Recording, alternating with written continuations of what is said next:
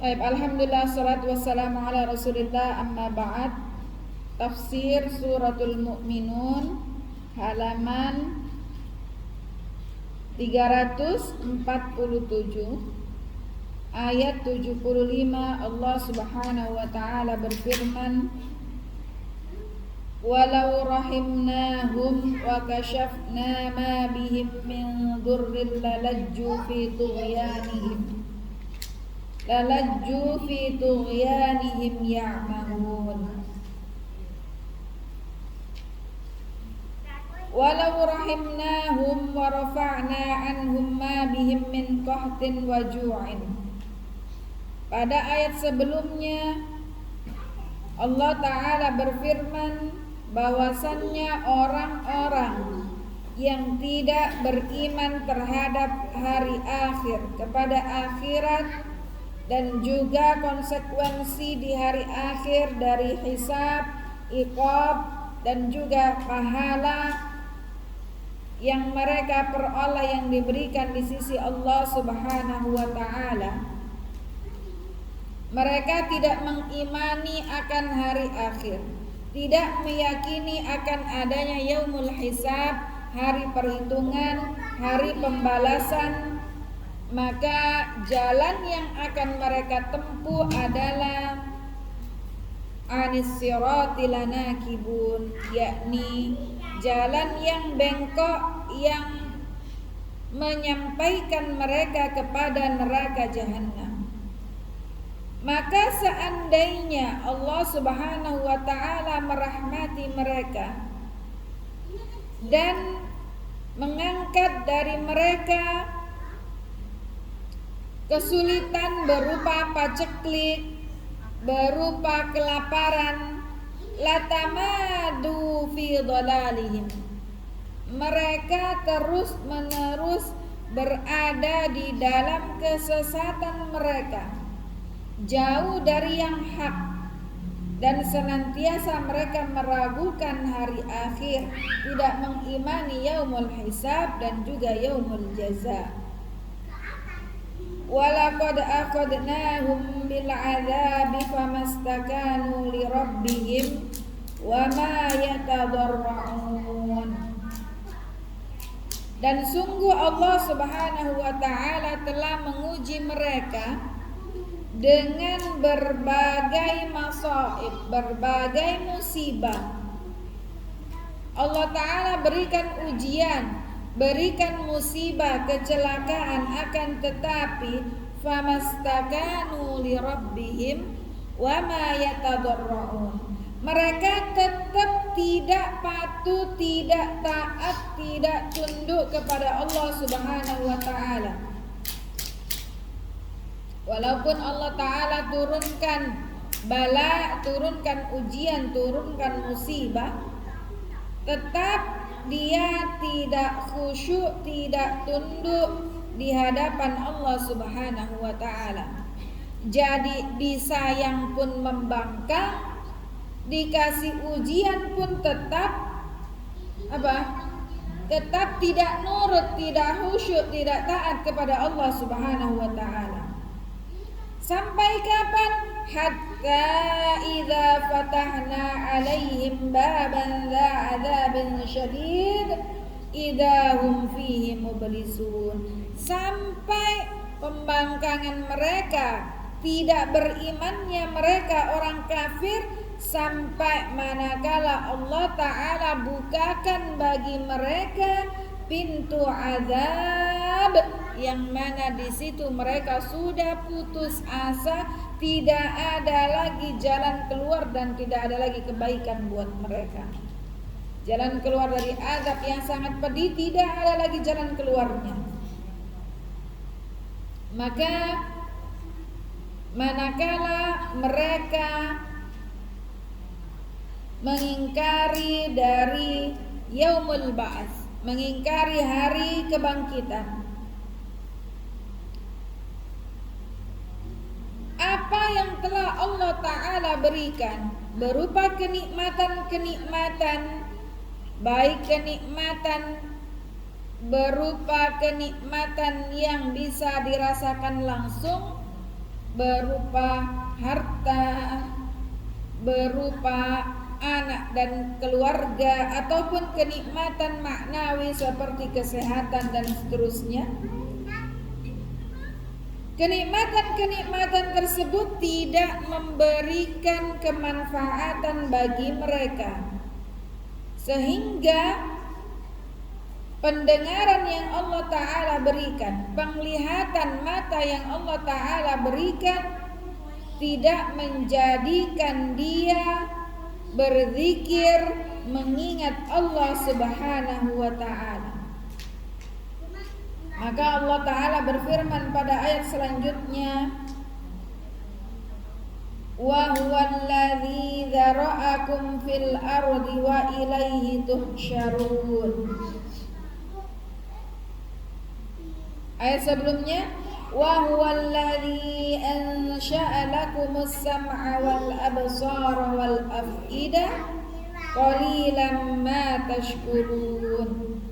Allah Subhanahu wa Ta'ala yang menciptakan bagi kalian, wahai orang-orang yang mengingkari yaumul ba'ats, Allah Ta'ala ciptakan bagi kalian as-sama', pendengaran. Untuk apa? Agar kalian bisa mendengar.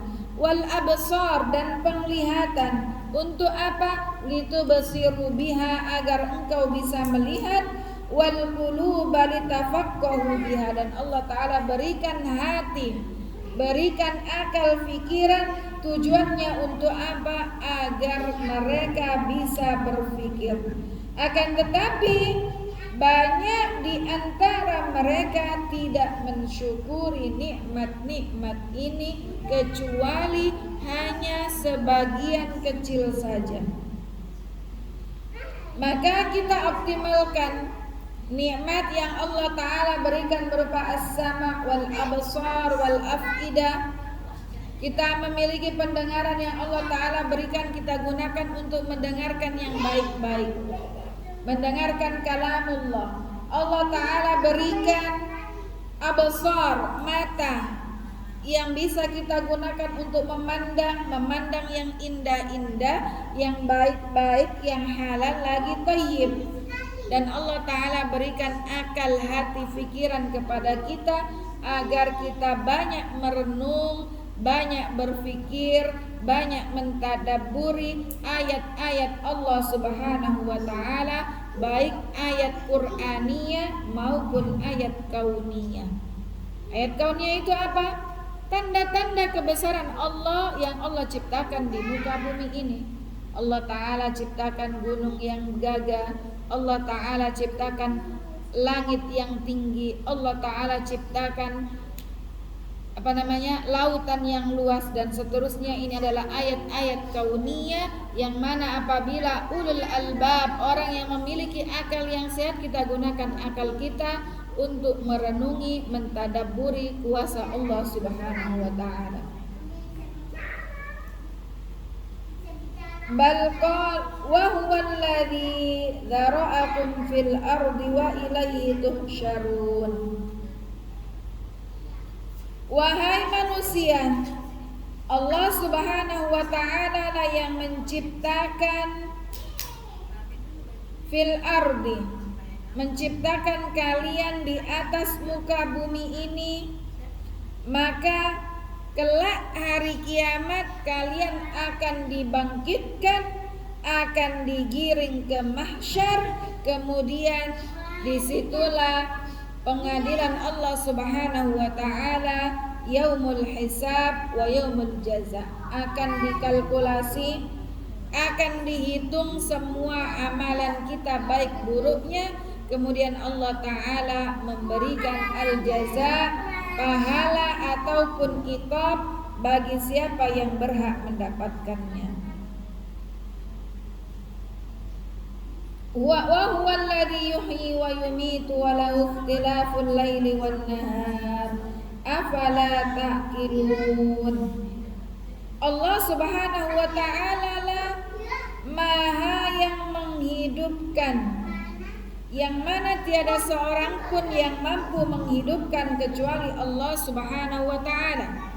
Tiada seorang pun yang mampu mematikan kecuali Allah Subhanahu wa taala. Walau ikhtilaful laili wan nahar, dan Allah Subhanahu wa taala yang menciptakan, yang menjadikan perputaran siang dan juga malam, di mana ketika siang Allah taala terangi dengan adanya matahari, ketika malam zahaba syamsu, zahaba dhau'u syams, cahaya matahari telah tenggelam sehingga tergantikan dengan gelapnya malam. Panjang pendeknya malam maupun siang Allah Ta'ala yang sudah mengaturnya. Allah Ta'ala yang mengatur sedemikian rupa sehingga terjadi keseimbangan dan kesinambungan di muka bumi ini. Afala ta'qilun, maka tidakkah kalian semua berpikir betapa kuasa Allah Subhanahu wa taala. Allah Subhanahu wa taala satu-satunya Al-Khaliq wal Mudabbir. Allah yang menciptakan dan yang mengurusi semuanya. Bal qalu misla ma qala al-awwalun, akan tetapi mereka orang kafir yang mengingkari yaumul ba'ats, mengingkari yaumul jaza, apa yang mereka katakan? Mereka mengatakan perkataan yang telah diucapkan juga oleh bapak dan nenek moyang pendahulu mereka dalam kekufuran. Apa yang mereka katakan? Qalu a idza mitna wa kunna turaban wa 'idhama a inna lamab'utsun. Dengan sombong dan congkaknya mereka mengatakan, mengingkari yaumul ba'ats, kalau kami sudah mati, sudah menjadi tanah, menjadi tulang belulang yang hancur lebur, maka apakah mungkin kemudian kita nanti dibangkitkan, dibangunkan lagi dalam keadaan hidup untuk dihisab? Sebuah perkataan yang juga telah dilontarkan oleh pendahulu mereka dalam kekafiran yang mengingkari adanya hari kebangkitan dan juga hari pembalasan. Kulli manil ardu wal ayat sebelumnya, laqad wu'idna nahnu wa aba'una hadza min qabl in hadza illa asatirul awwalin. Pada ayat selanjutnya Allah Ta'ala berfirman, laqad wu'idna hadzal wa'd. Allah Ta'ala sudah menjanjikan bahwasannya kelak sesudah kematian, sesudah hancur binasa seluruh alam ini, ada yang namanya yaumul ba'ats. Wa wu'ida aslafuna min qablu bidzalik. Dan juga para pendahulu mereka dalam kekufuran sudah dijelaskan, sudah disampaikan oleh para nabi dan rasul utusan Allah bahwasannya kelak akan ada yang namanya yaumul ba'ats, hari akhir.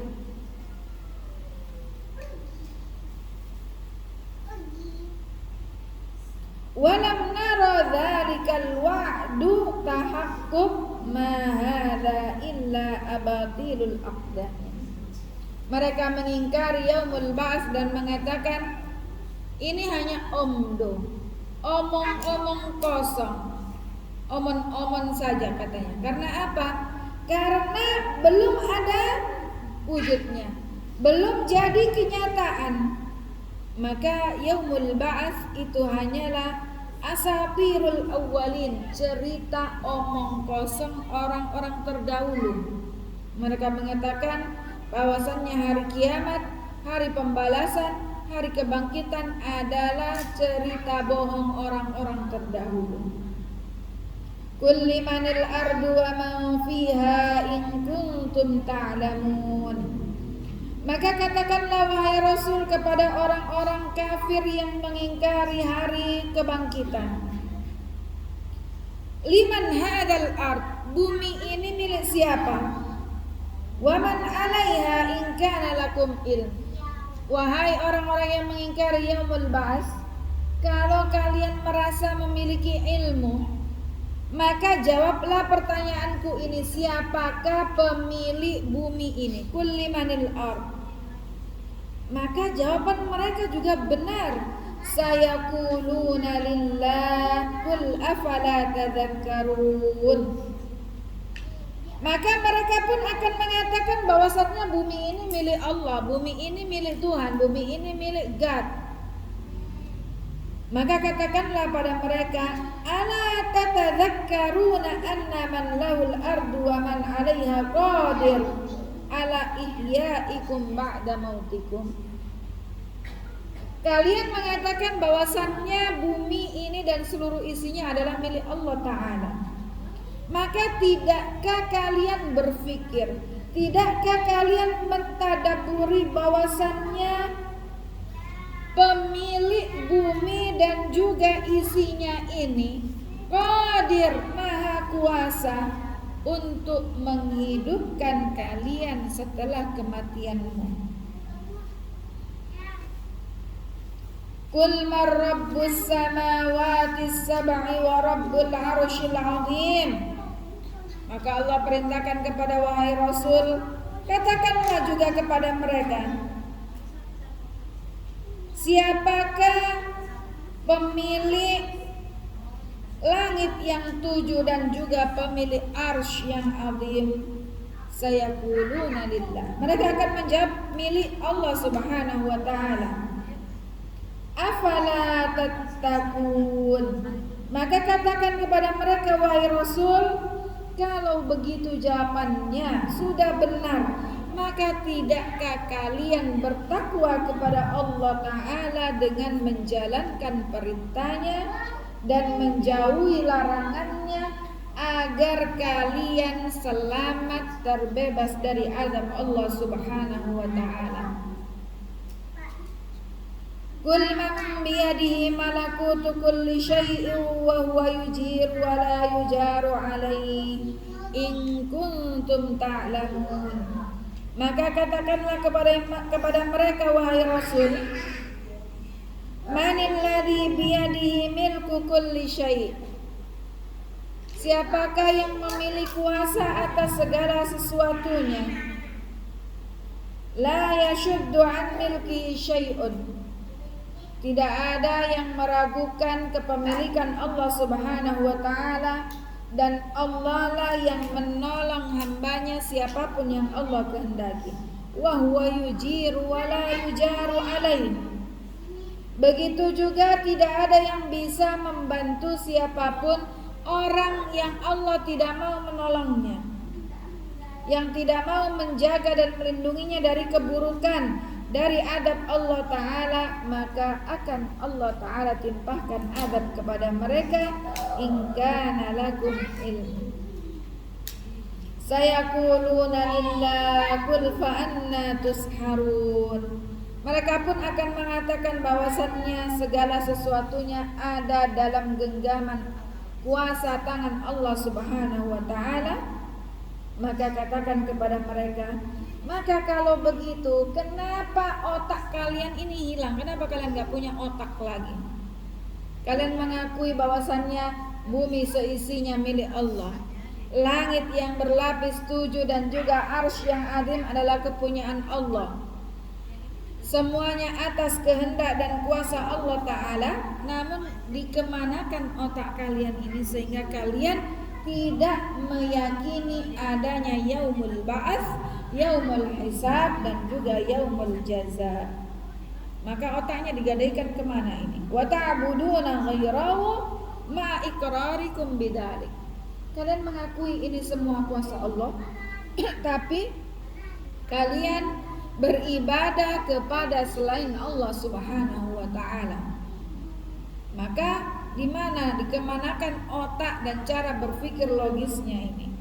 Jamaah sekalian, azanillahu wa iyyakum jami'an. Dalam ayat-ayat ini banyak faedah yang bisa diambil, diantaranya adalah ada mu'tibaril kuffar bin ni'ami awin naqamil lati waqtaqa'u alaihim dalilun ala fasadi fitrihim. Orang-orang kafir, mereka tidak bisa mengambil pelajaran dari kenikmatan yang Allah Ta'ala berikan. Kalau diberikan nikmat, kalau orang-orang yang punya akal sehat dan beriman kepada Allah, maka kita mengambil pelajaran dari kenikmatan ini berupa kesyukuran dan digunakan dalam rangka sebanyak-banyak manfaatnya. Anfa'uhum linnas. Begitu juga sebaliknya, ketika Allah Ta'ala berikan kesulitan, kesusahan, musibah, tidak menjadi pelajaran bagi mereka sehingga mereka beriman kepada Allah dan juga hari akhir, maka hal ini menunjukkan fasadi fitrihim, menunjukkan betapa rusaknya fitrah mereka. Ya, bahkan anak kecil saja kalau misalnya kita berikan kebaikan, Ahmad misalnya, saya berikan kue, terima kasih mama. Fitrahnya adalah kita akan senang dan bersyukur. Tapi orang-orang yang mengingkari hari akhir dan ingkar kepada Allah Ta'ala, mereka fitrahnya ini rusak, fitrahnya hancur. Yang seharusnya kalau senang itu bahagia dan syukur, kalau susah menjadi tafakkur. Tapi ini tidak ngefek, tidak ada pengaruhnya. Mau dikasih nikmat, dikasih nikmat. Nikmat lawannya nikmat. Nikmat itu kesenangan, nikmat itu lawan dari kesenangan, kesulitan, bencana dan seterusnya. Yang kedua, ya, kufranun ni'am sifatun min sifatil kuffar. Kufur nikmat, menjadi pribadi yang memiliki sifat tidak pandai bersyukur, tidak pandai berterima kasih. Ini adalah sifat yang dimiliki oleh orang-orang kafir. Maka kita sebagai mukmin, hamba Allah Ta'ala, jangan pelit untuk bersyukur, jangan pelit untuk mengucapkan terima kasih. Wa min tamami syukrillah, dan di antara kesempurnaan kita sebagai hamba yang pandai bersyukur kepada Allah Ta'ala adalah kita juga pandai berterima kasih kepada sesama manusia. Maka kita tanamkan dalam diri kita, kepada anak kita, kepada anak didik kita, bahwasannya jangan menjadi orang yang kufur nikmat. Jangan menjadi orang yang tidak pandai berterima kasih. Kalau Allah Ta'ala berikan nikmat kepada kita, kecil besar, nikmat maknawi, zahir maupun batin, maka jangan gengsi untuk ucapkan Alhamdulillah, Alhamdulillah, Alhamdulillah. Begitu juga manakala kita mendapat kebaikan dari sesama manusia, baik muslim maupun non muslim, maka kita ucapkan terima kasih. Pakai bahasa Indonesia, bahasa Inggris, bahasa Tolaki, bahasa Jawa, matur suwun, terima kasih, thank you, syukran, jazakumullahu khairan. Bahasa Bugisnya apa? Terima kasih. Apa bahasa Bugisnya Mu Adi? Terima kasih. Terima kasih. Bahasa Jawa matur suwun. Bahasa Tolaki apa terima kasihnya? Terima kasih juga. Jadi mau pakai bahasa apapun jangan gengsi untuk berterima kasih, karena itu adalah salah satu indikator seorang hamba yang juga pandai bersyukur kepada Allah Ta'ala. Sama suami kita ucapkan terima kasih. Syukran ya zauji, terima kasih suamiku sudah mau mengerti aku. Terima kasih sudah pulang bawakan bakso. Jadi jangan gengsi untuk mengucapkan terima kasih. Maka orang yang tidak pandai bersyukur, tidak pandai berterima kasih dan kufur nikmat, mengingkari kenikmatan kebaikan yang Allah Ta'ala berikan ataupun kebaikan yang orang lain berikan, itu adalah sifat yang dimiliki oleh orang-orang kafir. Maka salah satu trik juga apabila terjadi konflik, namanya hidup, kita berusaha untuk menghindari konflik ya. Jangan sampai kita baku bombe, jangan sampai kita adu mulut, adu jotos, jambak-jambakan ya. Tapi kalau sudah harus qadarullah terjadi, maka yang kita ingat adalah kebaikannya. Saya berterima kasih, dia banyak telah berbuat baik kepada saya, banyak membantu saya baik moral, material ataupun yang lainnya. Saya ingat kebaikannya, sehingga walatan sawul fadla bainakum, jangan lupa fadl, kebaikan di antara kita. Sekalipun naudzubillah min dzalik, jangan sampai, mudah-mudahan Allah Ta'ala jaga semua rumah tangga kita. Ada yang sampai kemudian divorce, terjadi perpisahan, maka ingat ada baiknya di antara Anda dan mantan. Dulu pernah ada kebaikan di antara keduanya. Jadi kita tidak menjadi orang yang pendendam, pendengki, kemudian nyimpan energi negatif di dalam hati kita. Yang ketiga, at-tamassuku bit-taqlidil a'ma yamna minal wusulil haq. Kalau kita fanatik, buta, taklid buta, cinta buta, berpegang teguh pada hal-hal yang konservatif, tapi berpegang teguhnya ini buta, enggak sesuai logika, enggak sesuai hujjah, maka hal tersebut bisa menghalangi seseorang untuk mencapai kepada sebuah kebenaran. Kenapa orang susah terima nasihat yang hak? Kenapa ada pribadi yang kapat tulis susah sekali diajak menuju kebaikan? Karena at-tamassuk bitaqlidil a'ma, dia megang omongan orang dulu, nenek moyang, atau tradisi, atau apapun yang mana tidak berdasar kepada dalil, baik itu dalil secara akal logis, akal sehat kita, maupun dalil nakli yang bersumber dari Al-Quran, hadis, ijma, qiyas, dan juga perkataan para ulama. Jadi inilah yang dikatakan taklid a'ma, cinta buta, atau ngikut secara brutal tapi enggak berdasarkan logika akal maupun nakal, baik akli maupun nakli. Kemudian yang terakhir, faedah dari ayat ini adalah al-iqraru birrububiyah malam yashabhu iqrarun bil uluhiyah la yunajji sahibahu. Manakala seseorang itu mengakui tauhid rububiyah, siapa yang menciptakanmu? Allah. Siapa yang turunkan hujan? Allah. Siapa yang memberikan rezeki? God. Siapa yang memberikan anak keturunan? Tuhan. Dengan bahasa apapun itu.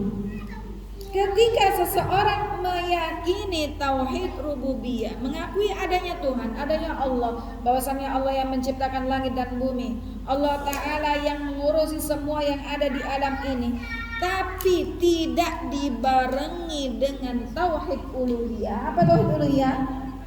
Mengesahkan ibadah kita hanya kepada Allah Ta'ala, maka tidak memberikan kemanfaatan kepada seorang tersebut.